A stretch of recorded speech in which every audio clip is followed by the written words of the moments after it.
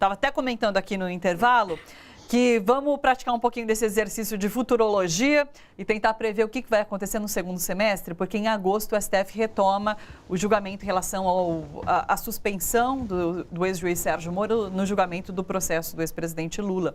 Eu queria saber o que vocês esperam. Por enquanto está empatado, né? São 2 votos parecem a favor, 2 votos contra. Tem o voto agora do Celso de Mello, que meio que vai definir tudo isso. O que vocês esperam que aconteça nesse segundo semestre em relação ao STF e ao ex-presidente Lula? Thalita, com muita franqueza, para você quem está assistindo a gente aqui, professor, eu acho arriscado a gente afirmar algo de maneira pragmática, mas acho que depende muito do que a Intercept ainda daqui até lá poderá revelar. Então, porque não é possível que não haja bom senso neste ministro da Justiça. Não é razoável que não haja, e nem mesmo entre o próprio staff do governo impedir o seu afastamento, que, aliás, essas férias de última hora já foram bem estranhas. Sim. Né? Então, acredito que vai depender muito do desdobramento. Né? Acredito que daqui até lá também outras pesquisas de aprovação ao governo virão à tona. Né? Não estou convencido, lamentavelmente, isso porque teve, de fato, falávamos aqui como que a mídia constrói o imaginário social. E a mídia fez um bom serviço para endemonizar Lula, PT, lamentavelmente. Né? A mídia fez esse papel, né? E, por isso, além daqueles que já se sensibilizam e apoiam a liberdade do presidente Lula, não sei se alguma parte, talvez até desses 30% que falávamos aqui, se eles poderão declinar e também entender que o Sérgio Moro, ainda que Lula se mantenha preso, mas que o Sérgio Moro seja suspenso, porque eles entendem que se o Sérgio Moro tiver de ser punido por algo que fez, sim, porque ele fez, é como se, né, aliás, houve políticos importantes aí que disseram que se é para prender o Lula e para o bem da Lava Jato, tudo pode. Quer dizer, aí então a gente perdeu o sentido do que é democracia, do que é... Quer dizer, os né? meios justificam. Então eu aposto nisso, aposto em esperarmos aí as próximas cenas, ou as próximas mensagens, ou áudios, né, que o Intercept Brasil tem aí pra gente. Sim. Wolfgang, o que você acha? Eu penso bastante nessa direção. Eu tenho a impressão que essas denúncias de corrupção agora chegam perto do que poderia mexer um pouco esse quadro de uma maneira mais radical, porque corrupção é um tema que a própria direita colocou na ordem do dia. E agora nós temos um procurador com denúncias gravíssimas. E eu soube que alguns ministros do STF já andaram se pronunciando nessa direção. Então, vamos esperar para que haja vazamentos, para que haja a liberação de informações nessa direção. Claro. Né? Sim. Porém, eu acho que cabe também a gente refletir um pouquinho sobre o STF e os militares. Por exemplo, eu começaria pelos militares. Houve uma reação irada de um militar ministro numa reunião com o presidente em que ele bateu na mesa e disse, não, porque... É uma coisa que realmente não condiz um pouco com a ideia de militar que pelo menos as últimas 2 décadas, digamos assim, a gente estava acostumado. Né? Houve também uma outra... no outro dia houve uma entrevista de um outro militar que foi indagado sobre a questão da Petrobras, o que ele achava da venda da Petrobras e tal. Ele disse, olha, a Petrobras não nos diz respeito, nós estamos preocupados apenas com o território nacional. Então, os militares abrem mão da soberania, da propriedade de uma empresa, do povo brasileiro, que explora o que está no território nacional. Sim. Quer dizer, são coisas difíceis de pensar. Porém, é uma instituição muito forte. E se ela não se mover, né, mas nós temos que pensar a respeito disso.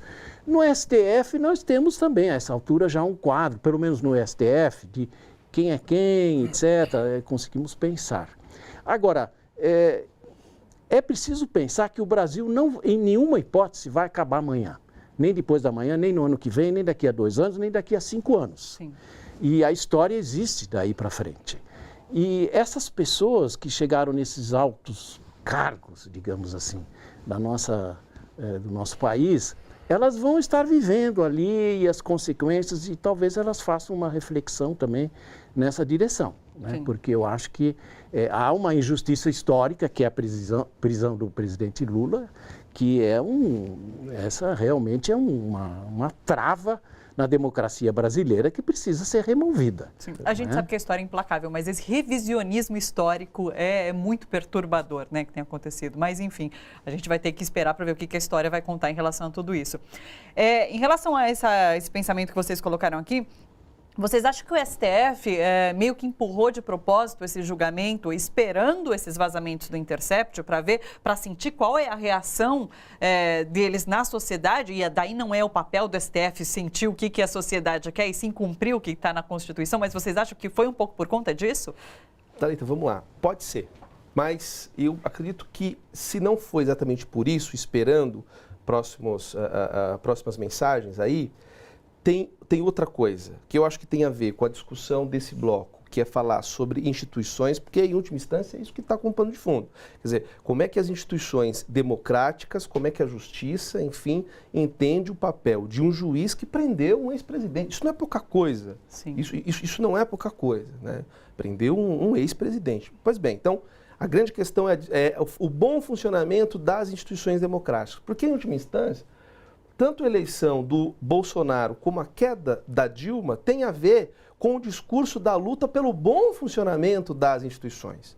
Sim. Então, quer dizer, quem pediu impeachment porque dizia que as coisas iam mal. E o impeachment aconteceu e aí há quem diga, olha, é um sinal de que a democracia no Brasil funciona. Bolsonaro ganhou, tripudiando nas instituições. Né? Aliás, com o filho dizendo que basta um cabo, um soldado, é isso? Para fechar o parlamento. Né? Sim. Quer dizer, isso é absolutamente surreal. Pois bem, isso tudo faz com que o Supremo Tribunal entenda que o bom funcionamento das instituições não depende só dele enquanto instituição, mas da opinião pública. E eu acho que foi isso que pautou, em boa medida, as decisões da justiça brasileira para que pudesse prender o ex-presidente. Inclusive, o Rodrigo Maia agora fez um discurso nesse sentido, de que a gente precisa ali unir os poderes, unir as instituições, porque senão o Brasil acaba com o pouco crédito que tem nesse momento. Exatamente. E só para completar, que eu acho que tem uma coisa importante que tem a ver com a discussão do outro bloco sobre participação dos jovens. Enquanto a gente estava falando aqui, eu pensei nisso.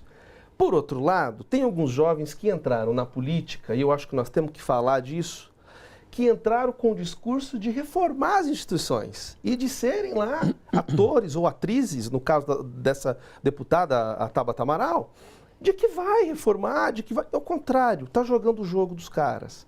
Está aprovando um projeto de reforma contra a classe trabalhadora. É preciso dizer isso. Então, ou seja, que jovens estão participando? Que mulheres estão participando? Que negros estão participando? É preciso pensar nisso.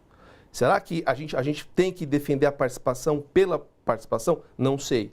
É algo polêmico, mas é importante dizer isso. É importante pensar, olha, como é que a gente constrói ou como que a gente reforma as instituições democráticas? E se não houver uma reforma, de fato, o Sérgio Moro vai passar... mesmo que tenha o julgamento histórico, mas ele vai passar por esse período incólume, né? Sim. Lula continuará preso, né? Então, eu acho que é preciso pensar isso enquanto conjunto. Eu vi hoje uma notícia que Mourão anunciou que, após a reforma da Previdência, a próxima reforma é a política. Agora, dá muito medo de pensar em uma reforma política apresentada por esse governo. Então, esse é um outro perigo que a gente corre. Muito medo. Eu queria só aproveitar de início para falar sobre esse evento de Eu Fecho o Congresso. Eu acho que foi o mesmo deputado que agora está sendo indicado por um cargo de embaixador, não é? Pois e que teria o nome agora aprovado pelo Senado, que ele disse que poderia fechar com... Enfim, uma questão para os senadores que nos ouvem. Pois é. Mas, enfim, o que fica claro é que há o capital, é uma frase meio abstrata, mas ele construiu um poder muito forte no Brasil, muito forte, que não se abala realmente com facilidade. Contra ele só a democracia. Eu acho que só a democracia, e nós precisamos pensar formas de democracia criativas, no dia a dia, em espaços públicos grandes, pequenos, né, para sair dessa república censitária do WhatsApp, binária, do sim ou não. Né? Porque o Brasil não é sim e não. E da fake news, né, professor? E da fake news. Né? Então, é muito forte a produção disso. Eu vi que, imediatamente após as denúncias contra o ex-juiz Sérgio Moro, apareceram uma quantidade enorme de fake news produzida em algum país da Ásia, sei lá. Enfim, é uma coisa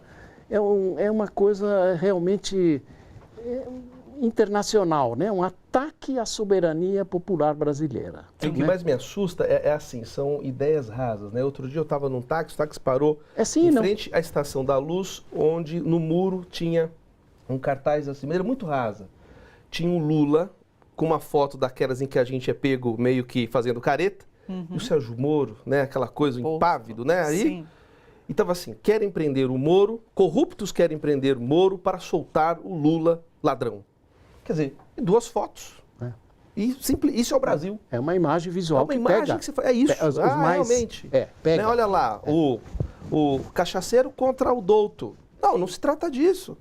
Não se trata disso. Quem são essas duas figuras para a história recente do país? Quer dizer, para a vida de cada trabalhador e trabalhador brasileiro. Quer dizer, não dá para ser tão simplista. Sim, a gente meio que perdeu essa guerra de narrativas nesse momento. Então, a gente está tentando reconstruir. Pois é. Não há democracia sem sujeitos emancipados. Nós precisamos emancipar as pessoas. É justamente isso que você falou. Praticar a narrativa no dia a dia. A narrativa não é só para ser apresentada na televisão, aqui e agora. Sim. Temos que praticá-la. Né? No dia a dia, na universidade, isso é política. No dia a dia, no bar, no encontro, no Uber, na no Uber, táxi, né? E não tem democracia no WhatsApp. Sim. Porque não há discussão, não há reflexão, não há tempo. Né? É uma coisa sim ou não, você é a favor ou contra. Pior, fala-se entre os pares, né? Porque daí a gente também só fala Sim, grupo, não tem né? a divergência. É a bolha, né? O problema das bolhas que são formadas. Quando você fala em democracia para combater isso, é através dessa política. Sendo feita no boca a boca, nos pequenos ambientes, nos pequenos espaços. Sim. E emancipando as pessoas na educação, na universidade. Né? Há um avanço no Brasil, mas não há democracia sem emancipação. Por isso que o grande lema do Brasil de 64, da época de 64, era esse. Precisamos controlar o povo para que ele não se eduque e consiga ameaçar o poder instituído. Né? Essa é uma questão. Né? A palavra agora, então, é emancipação. Emancipação, educação. Porque isso é bom para todos. É bom para todos. Pessoal, vou aproveitar, deixa para finalizar o programa. Muito bem. Muito obrigada pela presença de vocês. Foi ótimo. Muito obrigada. Obrigado.